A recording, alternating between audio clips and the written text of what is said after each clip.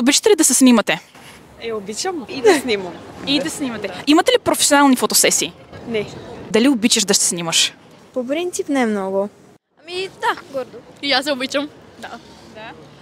Предпочитате да имате професионална фотосесия или да се снимате сами с телефона? Професионалната фотосесия за мен е по-добра версия. Аз предпочитам и двете, само че пред огледало, не да се снимам с телефона. Аз най-обичам във фитнеса да се снимам. Аз предпочитам сама да си снимам. А случва ли ви се, например, някой да ви нацъка в снимките и казва, о, перфектно се станало, и после отваряш телефона и казваш, нито една не става? Много пъти се е случвало, може би защото просто те винаги бързат да те снимат и никога не... Просто казват, снимахте, за да свърши да тръгвате на някъде. Обичате ли да се снимате? Да. Да правите селфите или някой да ви снима? И двете. И двете. Кое повече? Селфита. Някой да ме снима. Защо обичаш някой да те снима?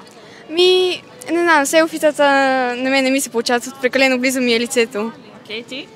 Защото мога да настроя телефона така, да си снимам както аз харесвам. И когато изглеждам добре, обичам да се снимам, да. Има ли нещо, което да ви притеснява в професионалните фотосесии, които се правят? Голотата, може би, единствено, иначе друго не. Би ли ви помогнало да се отпуснете и да се насладите на фотосесия, ако знаете, че сте изцяло сама? Да, мисля, че да.